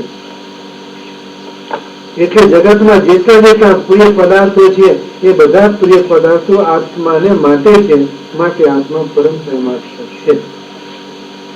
કેમ કે અસુખાત્મામાં પ્રેમ જોવામાં આવતો નથી. અસુખાત્મા જેમાં સુખ નથી, જેમાં આનંદ નથી, એમાં કઈ પ્રેમ જોવામાં આવતો નથી હોતો એ વાત કરી. ત્યારે પૂર્વ પક્ષી કે છે સુખ વિષયજન્ય હોય છે અને આત્મા અજન્ય છે. જન્ય તથા અજન્ય જે સુખ અને આત્મા છે તેમનો અભેદ કેમ થઈ શકે? તેનો અભેદ માનવો યોગ્ય નથી. આ એક એક મુદ્દાઓ જે એને બોલ્યો છે ને એનો ફરીથી ઉતરાવી અને એની પાસે જવાબ માંગે છે. કારણ કે સુખ છે ને એ પદાર્થોની પ્રાપ્તિથી સુખ જેવું લાગે છે. કઈ ને કઈ પ્રિય પદાર્થની પ્રાપ્તિ થઈ એટલે આનંદ થયો, એટલે એમ થયું કે આ પદાર્થ મને મળ્યો અને મને સુખ થયું. પેલા સુખ નહોતું અને પછી સુખ થયું. આ સુખ કયું છે? તો કે વૃત્તિની ઉપાધિ વળ. વ્યવહારમાં જે આપણને પદાર્થથી સુખ થાય છે, પ્રિય મોદ અને પ્રમોદ, એ સુખની અહીંયા વાત કરે છે. કારણ કે એ સુખ છે વિષયજન્ય અને આત્મા અજન્ય છે. તો જન્ય અને અજન્ય સુખ અને આત્મા એ બેનો અભેદ કેમ થઈ શકે? એટલે કે અભેદ માનવો યોગ્ય નથી. તો સિદ્ધાંત કે સુખ જન્ય હોય છે એ અસિદ્ધ છે. એક તરફથી વૃત્તિની ઉપાધિ વાળું સુખને આપણે સુખ કહીએ છીએ, તો બીજી તરફથી સુખ જન્ય હોય છે એ સિદ્ધ થતું નથી. કારણ કે સુખ જે પ્રાપ્તિ જે થાય છે વ્યવહારમાં, એ સુખ વૃત્તિની ઉપાધિ વાળું છે એટલે પ્રતિબિંબ માત્ર છે, આભાસ માત્ર છે. વાસ્તવમાં જેનું પ્રતિબિંબ પડે છે એ જે સુખ છે, આનંદ છે, એ આનંદનો પ્રતિભાસ આયા પદાર્થની પ્રાપ્તિ થતા અંતરની થયેલી વૃત્તિના ઉપર આભાસ થાય છે, પ્રતિબિંબ પડે છે અને એને લઈને સુખ જેવું લાગે છે. વાસ્તવમાં એ સુખ જેવું નથી, એટલે એ અસિદ્ધ છે, એટલે કોઈ રીતે સિદ્ધ થતું નથી. પૂર્વ પક્ષી કે કેમ સિદ્ધ થતું નથી? સુખમ ને જાતમ, મને સુખ થયું તો આ પ્રતીતિથી એની સ્થિતિ તો થાય છે. મને સુખ થયું, પેલા નહોતું અને હવે મને સુખ થયું. તો સિદ્ધાંતિ કે છે એ જે સુખ થયું ને એ તો શુભ કર્મ વશાત આત્મ સ્વરૂપ સુખના અભિવ્યંજન એટલે પ્રકાશને યોગ્ય અંતઃકરણની વૃત્તિના ઉદયથી અન્યથા સિદ્ધ છે. આ જે સુખ થાય છે ને એ તો આત્માકાર વૃત્તિ થાય છે ને, અંતઃકરણની વૃત્તિ પૂર્વ જન્મના કે કોઈ પણ સમયના કોઈ સુકૃત કર્યા હોય, પુણ્ય કર્યા હોય અને એ પુણ્ય વસાત એના એ આત્મ સ્વરૂપ સુખને પ્રકાશિત કરનારી જે અંતઃકરણની વૃત્તિ ઉદય થાય છે એનાથી અન્યથા સિદ્ધ છે. એનાથી એને જેવું લાગે છે પણ એ પહેલા પણ આ સુખ તો સ્વતઃ સિદ્ધ છે. વૃત્તિ આ અંતઃકરણની વૃત્તિ આમ ઉદય થઈ અને એમાં સુખનો પ્રતિબિંબ પડ્યું. પ્રતિબિંબ તો સુખ જેવું લાગ્યું ખરું, પણ સુખ પહેલા નહોતું તો પ્રતિબિંબ કેવી રીતે પડે? સુખ તો પહેલા હતું પણ પેલી વૃત્તિની ઉપાધિ નહોતી એટલે પેલું પ્રતિબિંબ આવતું નહોતું. પ્રતિબિંબ નહોતું આવતું એટલે સુખ જેવું લાગતું નહોતું. પણ જ્યાં વૃત્તિ આવે, સાત્વિકી વૃત્તિ પુણ્યથી પ્રાપ્ત થતી એ અંતર્મુખ વૃત્તિ થઈ અને એમાં આ સુખનું પ્રતિબિંબ થયું એટલે વૃત્તિનો ઉભરો આવ્યો. પછી કે લોકો તો બહુ મજા આવી. કે મજા જે આવી છે ને વૃત્તિને ઉભરાને લીધે આવી છે. જો મજા ના આવે ને તો પેલું જે સુખ છે ને એ સામાન્ય સુખ સામાન્ય રૂપથી રહેતું હોય છે. એટલે સુખ તો પહેલાથી છે એટલે અન્યથા સિદ્ધ છે. એટલે આના વગર પણ વૃત્તિના ઉદય વગર પણ સુખ તો પહેલેથી જ હતું છે. પૂર્વ પક્ષી કહે છે જો સુખ રૂપ જ આત્મા છે તો અહમ સુખમ, હું સુખ છું એવી પ્રતીતિ થવી જોઈએ. સુખ અને આત્મા એ બે જો એક જ છે, સુખરૂપ આત્મા છે અને આત્મા અને સુખમાં કોઈ ભેદ નથી. એટલે આનંદ સ્વરૂપ આત્મા છે. તો અહમ સુખમ એમ કહેવું જોઈએ, હું સુખ છું એવું કહેવું જોઈએ. હજુ સુધી તો કોઈ કહેતું નથી મહાપુરુષો સિવાય. મહાપુરુષો કહી દે અહમ સુખમ, તો એ સિવાયના બીજા કોઈને કહેતા સાંભળ્યા નથી અમે સુખ છીએ, અમે સુખી છીએ એમ તો કે સુખ વાળા છીએ. એટલે સુખથી વતીવાળા સુખથી અમે જુદા છીએ એ જાતનું પ્રતિપાદન તો કરે છે. અર્થાત જયારે સુખ અને આત્માનું તાદાત્મ્ય છે, એક રૂપતા છે, તો પ્રતીતિ પણ તાદાત્મ્યનું અવગાહન કરવા વાળી હોવી જોઈએ. હું સુખ છું એમ જયારે આવે ત્યારે એ તાદાત્મ્યનું અવગાહન કરવા વાળી એ પ્રતીતિ પણ હોવી જોઈએ. એમ પૂર્વ પક્ષી કે છે એવી પ્રતીતિ થતી નથી. આ એટલે આત્મા હું સુખી છું એમ કેવું યોગ્ય છે. એટલે હું સુખ છું એમ કહેવાય નહીં. એ વાત પૂર્વ પક્ષીએ મૂકી છે. ત્યારે સિદ્ધાંત એમ કે છે કે એવી પ્રતીતિ વિદ્વાનને થવી જોઈએ કે અવિદ્વાનને? હું સુખ છું એ જે પ્રતીતિ થવી જોઈએ એમ તમે કહો છો, કોને થાય? વિદ્વાનને એટલે કે જ્ઞાનીને થાય કે અજ્ઞાનીને થાય? જો પહેલો પક્ષ માનો કે વિદ્વાનને થાય એટલે જ્ઞાની પુરુષને આ પ્રતીતિ થાય છે એમ જો કહેતા હો તો એ પ્રતીતિ અમને ઈષ્ટ છે. અમે પણ એમ કહીએ છીએ કે જ્ઞાન થયા પછી આવી પ્રતીતિ રે આનંદોહમ, હું આનંદ છું સ્વયં એમ કે તો એ કહી શકે છે, કારણ કે સ્વયં આનંદ રૂપે એ સ્થિર છે. અને જો બીજો પક્ષ માનો તો અવિદ્વાનને તો અધ્યસ્ત અહંકાર અને દેહાદિકમાં આત્માનું અભિમાન રહે છે. જ્યાં સુધી પોતાના સ્વરૂપનો સાક્ષાત્કાર ન થાય, સ્વરૂપનું જ્ઞાન ન થાય, ત્યાં સુધી એ પોતાના હુંને જીવભાવમાં, પોતાને જીવભાવમાં રાખે એટલે અહમમાં, અને કાં તો શરીરમાં રાખે. કાં કહેશે કે મેં આ કર્મ કર્યું ને હું સ્વર્ગે જઈશ ને હું આમ કરીશ ને તેમ કરીશ બોલે, એટલે હું જીવની સાથે તાદાત્મ્ય કરીને એક થઈને રહ્યો હોય અજ્ઞાની. અને કાં તો હું માણસ છું કહી અને માણસની સાથે એક થઈ અને રહ્યો હોય, પણ પોતાના શુદ્ધ સ્વરૂપની સાથે પોતાપણાનું તાદાત્મ્ય એ કરી શકતો નથી હોતો. એટલે પોતાપણું જોડી શકતો નથી હોતો. એટલે અજ્ઞાની માટે તો એ અભિમાન રહે છે, અને તેથી ત્યાં આત્માનું અપ્રધાન રૂપથી સ્મરણ થાય છે.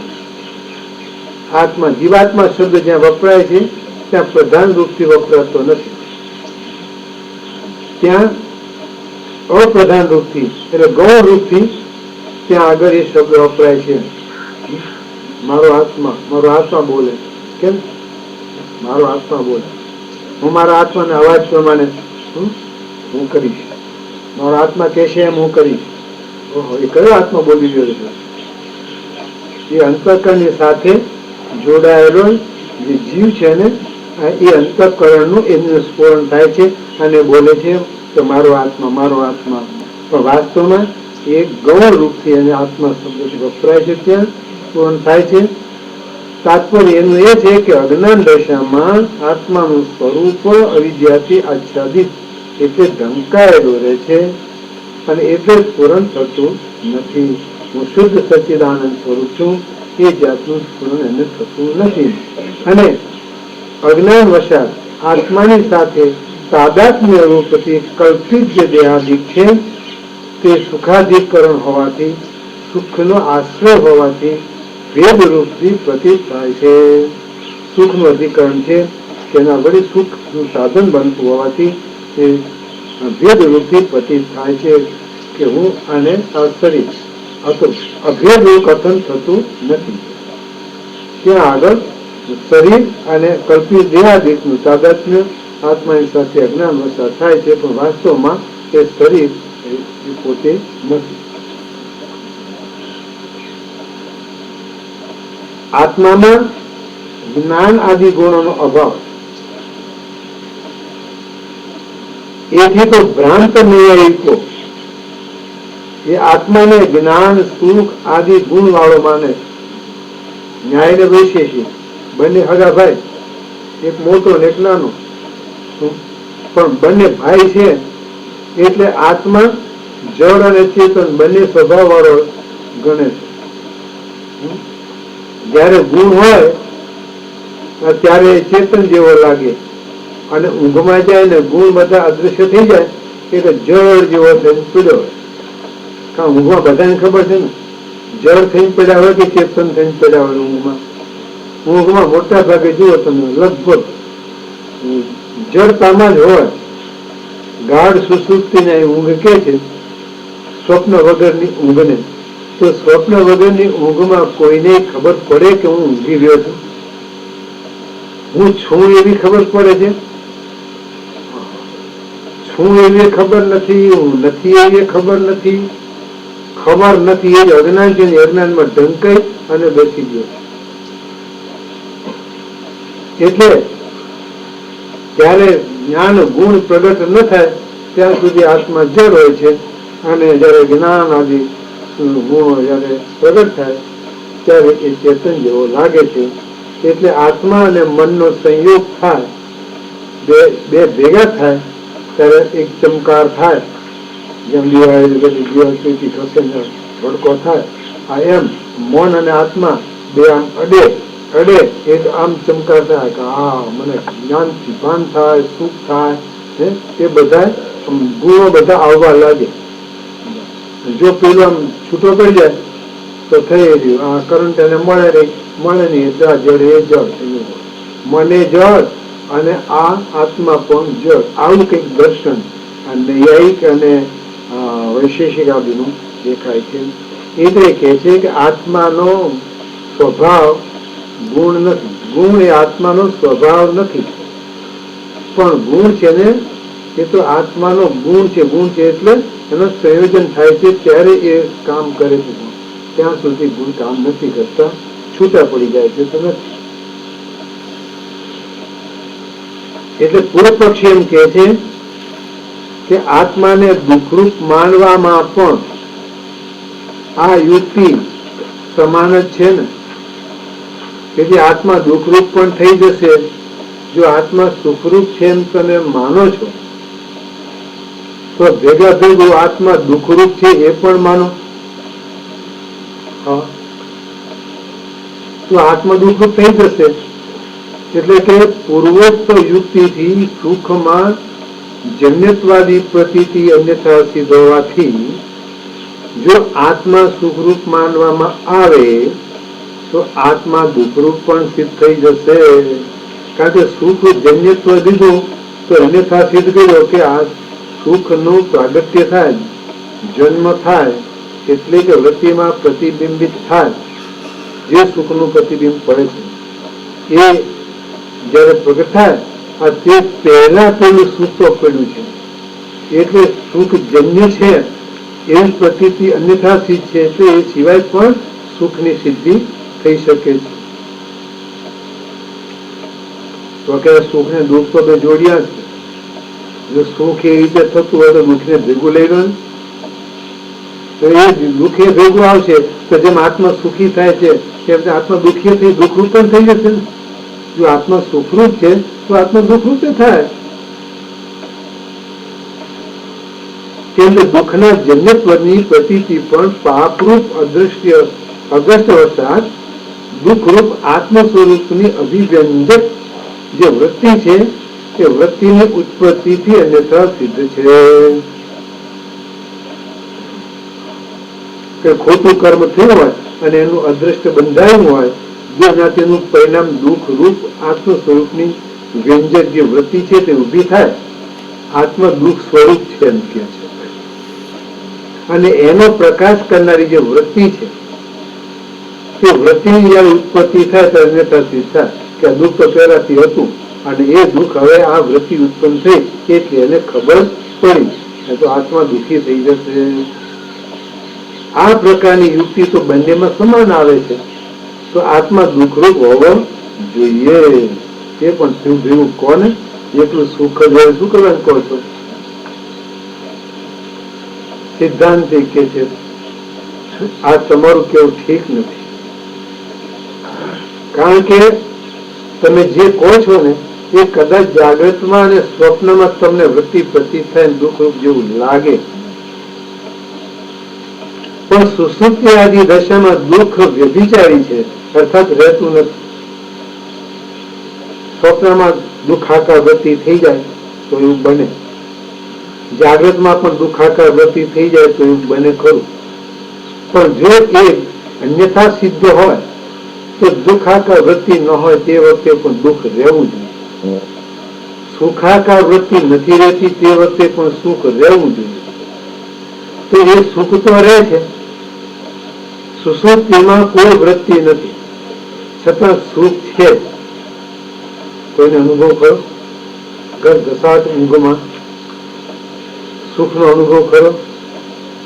હા, અનુભવ છે. તારે તો જાગે તારે બોલે છે નક્કા મો મને અત્યારથી ઉઠ્યા એ સુખે સૂતો તો મને કોઈ દુઃખ નહોતું, કોઈ તકલીફ નહોતી, શાંતિ કરતો સાત ઊંઘતો હતો, કઈ ખબર નહોતી. શું કામ? સુખમય હોય છે, વૃત્તિઓ બધી શાંત થઈ ગઈ હોય, બુદ્ધિ પણ જેમાં લીન થઈ ગઈ છે, કોઈ વિક્ષેપ કરનાર કોઈ તત્વ ત્યાં હાજર નથી અને માત્ર અજ્ઞાન જ છે, અજ્ઞાનથી આચ્છાદિત છે એવું સુખ પ્રકાશ.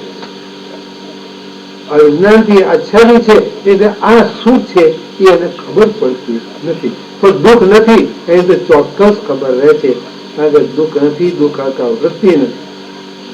સુખ છે પણ આચ્છાદિત છે અને સુખાકાર વૃત્તિ નથી. આ સ્થિતિ છે. એટલે અજ્ઞાનથી આચ્છાદિત થયેલું જે સુખ છે એ આત્મા છે અને આત્મા સ્વયં પ્રકાશ છે, સાક્ષી છે. એટલે સુખનો સાક્ષી આત્મા છે. અને એટલે તો જયારે જાગે સુખી સૂતો હતો કેવી રીતે ખબર પડે? અજ્ઞાનથી ઢંકાઈ ગયો હતો ને, એ ઢંકાઈ ગયો હતો પણ પેલી વૃત્તિની ઉપાધિ વાળાને માટે. આત્મા આચ્છાદિત થાય છે પણ સ્વયં પ્રકાશ છે, એટલે આચ્છાદનનો પ્રકાશ પણ આત્મા જ કરે ને. મને ખબર નથી એવી ખબર કેને પડે? એ તો મને જ પડે તો બીજા કોને પડે? એટલે પોતે આત્મ સ્વરૂપથી તો હું પોતે અભાવને જાણું, ભાવને જાણું અને ભાવાભાવથી તો હું ઠેલાને પણ જાણું. એટલે દુઃખ છે તે ઊંઘમાં રહેતું નથી. જો સુખની માફક દુઃખ પણ અન્યથા સિદ્ધ થાય એટલે વૃત્તિના અભાવે પણ દુઃખની સિદ્ધિ તો થતી હોત તો સુષુપ્તિમાં દુઃખ રહેવું જોઈએ. એ તો રહેતું નથી અને એમાં કોઈ પ્રમાણ પણ નથી કે ઊંઘમાં દુઃખ મળે છે, કોઈ પ્રમાણ નથી. સુખની બાબતમાં તો કઈ ને કે શ્રુતિ પ્રમાણ મળે. આત્માના સુખ સ્વરૂપતાની ગ્રાહક શ્રુતિનો વિરોધ પણ આવી જાય. આત્મા સુખ સ્વરૂપ છે એટલે વૃત્તિની ઉપાધિ વાળું સુખ આત્મામાં નથી, સ્વયં છે. એટલા માટે શ્રુતિ પણ કે છે પ્રેયો વિત્પાત આદિ. આ શ્રુતિ સુખ રૂપતાનું બોધન કરે છે. વિસ્તાર પ્રેયો પુત્રાત પ્રેયો આદિ શ્રુતિ છે કે પૈસાથી વાલો કોણ? તો કે આત્મા, પછી પુત્રથી વાલો, પછી શરીરથી દેહથી વાલો, પછી પ્રાણથી પણ વાલો. આ જે પ્રિય છે એ અત્યંત પ્રિય. તો ઉત્તરોત્તર પ્રિયતા વધારે વધારે શેમાં આવતી હોય તો કે આત્મા. આત્મા જેવો પ્રિય બીજો કોઈ નથી. પૈસા પ્રિય લાગે, પૈસા પ્રિય લાગે પણ પુત્રને માટે પૈસાનો ખર્ચ કરીને ક્યાંક જુગાર બુગાર રમતો હોય પકડાઈ ગયો હોય અને પકડાઈ જાય એટલે બાપાને પૈસા આપીને છોડાવવો પડે. પૈસા મૂકી દે દીકરાને લઈ લે એટલે દીકરા કરતા પૈસા કરતા દીકરો વધારે વાળો વધારે પણ દીકરા કરતા પોતે વધારે વાળો પંડ પોતાનો આ પોતાનો દુષ્કાળ ભયંકર દુષ્કાળની સ્થિતિમાં ઘણા એવા દાખલાઓ બેઠા છે કે જે દીકરાઓને પુત્રો વગેરે વેચી અને જે ઉપાર્જન આવે એમાંથી પોતાના પેટ ભર્યા છે. આવા દાખલા દુષ્કાળોમાં બન્યા છે. એટલે પુત્ર કરતા શરીર વાલું, તો શરીર કરતા શું કરે? ઇન્દ્રિયો વાલું. ઇન્દ્રિયો વાળી કેમ? તો કોઈ લાકડીને મારવા આવતો હોય ને શું તો આમ હાથ કરી બૈરો છે ને પાછળ મારવો તો બૈરા મારજે, મને કઈ આંખમાં મારી શું ઇન્દ્રિયો બચાવવા પ્રયત્ન કરે બરાબર ખાય માર બરાબર જેવો ખાવો હોય. એટલે શરીર કરતા ઇન્દ્રિયો વધારે વાલી અને ઇન્દ્રિયો કરતા પ્રાણ વધારે વાળા. એટલે ઇન્દ્રિયોને છોડીને પણ પ્રાણને બચાવવા માટે એ પ્રયત્ન કરે, પણ પ્રાણને છોડી અને પોતાને સુખી કરવા માટે દેહાદી સર્વને છોડી અને આત્મ સ્વરૂપથી વિરાજ કરે. એટલે પ્રાણને પણ છોડે કે ભગવાન હવે તો દોરી ખેંચી લે બાપ, હવે તો સહન નથી થતું એમ કહી અને પ્રાણને છોડવા માટે પણ ત્યાગ થઈ જાય છે. અને ના છૂટે તો ગયા ખાવા બાંધી રસીઓ પણ કરે છે, ગમે તો કોઈ છૂટી જાય.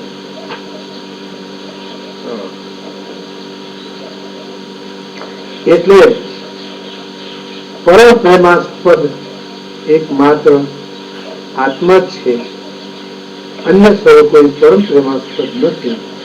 એટલે આત્માની દુઃખ રૂપતાનું બોધન કરનારી કોઈ પણ શ્રુતિ અથવા યુક્તિ મળતી નથી. જેમાં કોઈ પ્રમાણ મળતું ન હોય તે વસ્તુની સિદ્ધિ થઈ શકે નહીં.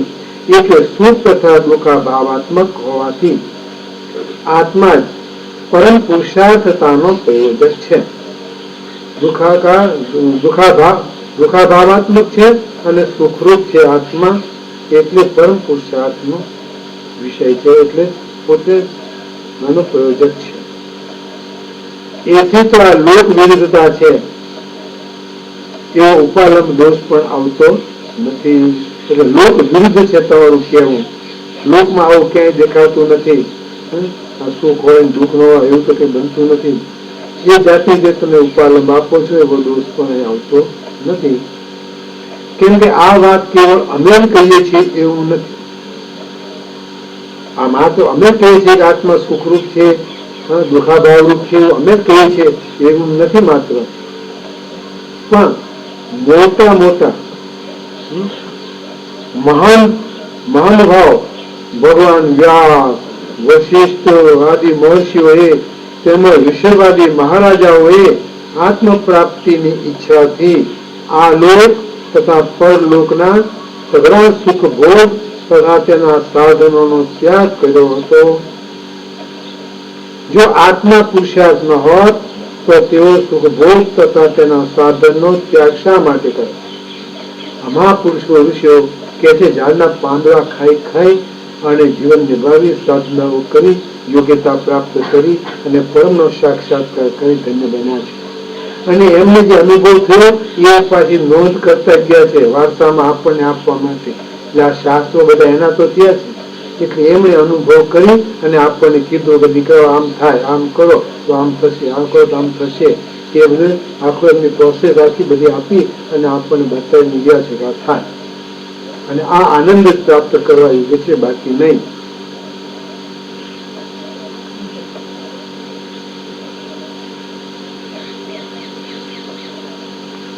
જો આત્મા પુરુષાર્થ ન હોત તો તેઓ સુખ ભોગ અને આ સાધનો ત્યાગ શા માટે કરત?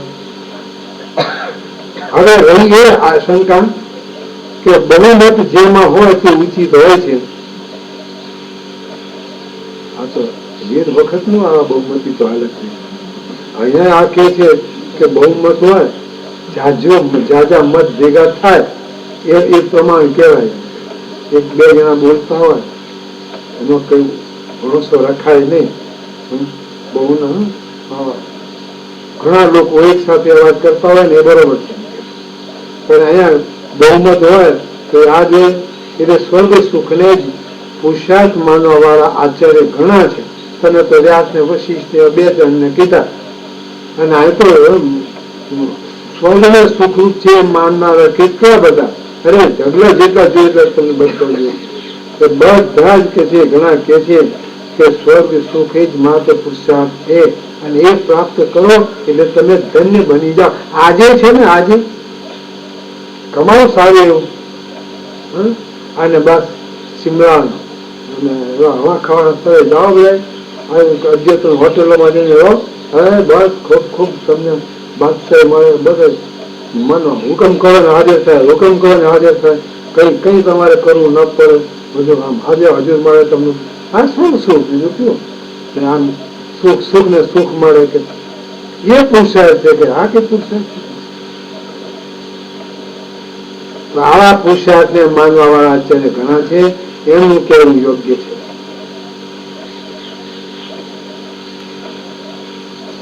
કે તો પણ તે ઠીક નથી, કારણ કે જ્યોતિષોમાંથી શ્રુતિઓના તાત્પર્યને ન જાણવાથી તેઓને યથાર્થ જ્ઞાન નથી. આપણે વૈદિક યજ્ઞો છે, એમાં જ્યોતિષોમાંથી ઘણા યજ્ઞો કીધા છે કે જે યજ્ઞો નું આયોજન કરતા કેવાય કે એનું પુણ્ય જે ઉદય થાય તે પુણ્યથી એને સ્વર્ગની પ્રાપ્તિ થાય. સીધું અહીંથી સ્વર્ગમાં જ જાય, વચ્ચે કઈ અડોડ અટકાય નહીં, એવી સગવડ મળી જાય છે એને. પણ એ તો કે છે શ્રુતિઓના તાત્પર્યની એમને ખબર નથી. વાસ્તવમાં શ્રુતિનું રહસ્ય શું છે? એ સ્વર્ગની વાત કરે છે, પણ શા માટે કરે છે અને શું તમને આપવા ઈચ્છે છે એનો ખ્યાલ નથી. એટલે જ એ લોકો ભ્રાંત એટલે કે ભૂલમાં પડેલા છે, ખબર નથી ને બોલે કે ભાઈ સ્વર્ગ શું કામ આપ્યું છે? એ સ્વાદ લેવા માટે સ્વર્ગ થોડું આપ્યું છે? એ સ્વર્ગ આપ્યું છે, સ્વર્ગની વાત કરે છે. સવારે વાત નહોતી કરી કે કોણીએ ગોળ તૂટાડે છે? એ સ્વર્ગ આપવા માટે નહીં, એ દેખાડવા માટે. એ જોઈને પણ જો મહેનત કરે અને એ પ્રાપ્ત કરવા માટે પણ નિષ્કામ ભાવથી હવન હોમ વગેરે કરે, સકામ ભાવથી ન કરે તો ચિત્તની શુદ્ધિ થાય, અને ચિત્તની શુદ્ધિ થાય તો પછી વિવેક થાય. વિવેક થાય તો સાધન આવે, એ સાધન આવે એટલે સદગુરુ શરણ થાય, સદગુરુ શરણ થાય તો ઉપદેશ મળે, શ્રવણ મળે, શ્રવણ મન અને નિધિ ધ્યાન સાક્ષાત્કાર કરી અને બસ આનંદથી સ્વરૂપમાં થઈ જાય. બસ કામ પૂરું થઈ ગયું. પછી આવાગમન મળે નહીં. આ તો સ્વર્ગમાં જાય પણ આવાગમન તો ઉભું છે. સ્વર્ગમાંથી પાછો આવે કે ઇન્દ્ર દેવતા એનું પૂન પૂરું થાય રહેવા ન દેવો, લાત મારીને કાઢે કે મારે રહેવું છે તો ઉધાર રાખતા નથી. એમને કહી દે તરત રોકડી વાત કરો, જાઓ, કાઢે, અને ન જાય તો લાત મારીને કાઢે. તો એ સ્થિતિ છે, એટલે એ બધા ભૂલમાં પડેલા છે. બીજું, જો બહુમત ન હોવાથી અદ્વૈત સિદ્ધાંત ન માનો, બહુમત હોવાથી એટલે અમારી વાત સાચી છે, તમારા મત કેટલા? બે ચાર જ ને, અમારે તો ઘણા છે. તો બહુમત ને માની અને તમે અદ્વૈત સિદ્ધાંત તમે નહીં માનો તો તમારા સિદ્ધાંત થી પણ વધારે બહુમતી વાળા તો દેહાતવાદી ચારવાક છે. ખબર છે? ચારવાક નો મોટો બહુમતી છે. તો એમાં તમે ઓછા ઉતરશો તો પછી આ છોડી યજ્ઞ છોડી તમે તો દેહાતવાદમાં જતા રહેશો. તમારો શું ભરોસો ભાઈ? હા, પરંતુ બહુમત હોવા છતાં પણ તેમાં ગ્રાહ્યતા નથી. દેહાતવાદી જે કે છે ખાઓ પીઓ ને મોજ કરો, એ કરવા જેવું નથી. કારણ કે એ આખરે જીવ ભાવની અંદર દેખા કરે, દેહ ભાવમાં રાખી જન્મ અને મરણની સ્થિતિમાં જ રાખે છે. એ ગ્રહણ કરવા જેવું નથી. અને આ પણ સકામ ભાવથી યજ્ઞ આઝાદી પણ કરવા જેવા નથી, કારણ કે એ પણ જાય તો પછી પાછો આવે. ફક્ત કહેવાનું તાત્પર્ય એટલું છે કે શુભ કર્મ કરો, વૈદિક કર્મ, અને એ કર્મ નિષ્કામ ભાવથી કરો, ચિત્તની શુદ્ધિ પ્રાપ્ત થાય, એનાથી વિવેક આદિ સાધન મળે અને શ્રવણ મન નિધ્યાસનથી એને સતત સાક્ષાત્કાર થાય અને ધન્ય બની. આ માત્ર શ્રુતિ ભગવતીનો હેતુ છે. એના કઈ વચ્ચે અટવાવી દેવાની ભાવ નથી. માં તો હંમેશા દીકરાનું તો હિત જ છે.